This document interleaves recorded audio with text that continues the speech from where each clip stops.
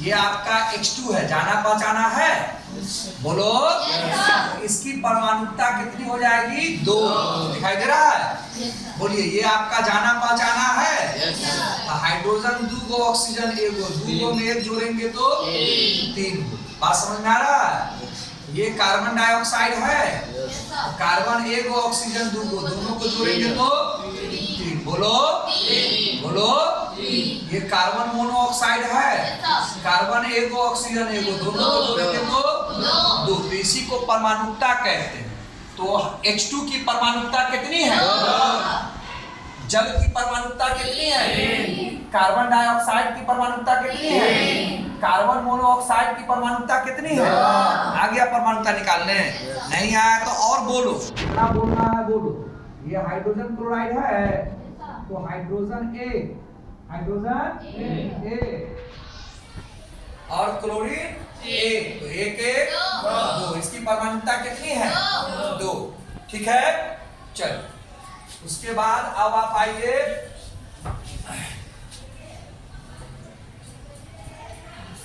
उत्कृष्ट गैस में। उत्कृष्ट गैस कहो या अक्रिय कहो, दोबारा तिबारा ये सब आएगा, देख लो।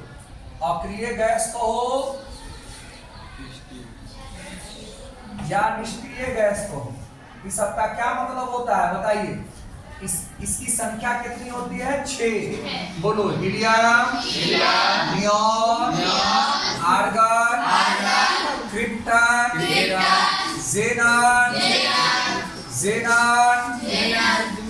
और रेडॉन। बोलो रेडॉन।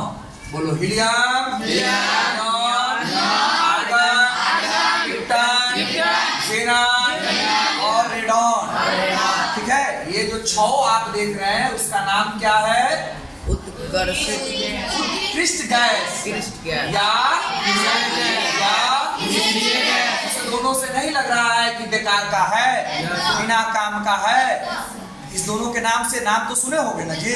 निष्क्रिय का मतलब किसी काम का नहीं, किसी काम का नहीं। इन सबों की जो परमाणुता होती है वो 1 होती है। ठीक है, क्योंकि यह इसी रूप में रहता है, यह किसी के साथ जुड़ता नहीं, ये किसी के साथ जुड़ता है ना, पता ये बात, ये किसी के साथ जुड़ता अकेला रहना चाहता है। इस पर जब लंबा चर्चा चलेगा तब बता दिया जाएगा। ठीक है, तो इन सब की परमाणुता कितनी होती है? बोलो, इन सब की परमाणुता कितनी होती है?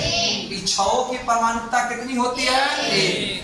देखो ना, बात समझ रहे हो? क्यों ऐसा होता है? क्योंकि यह किसी के साथ जुड़ता ही नहीं है, तो 1 से 2 बनाएगा ही नहीं, बनाएगा।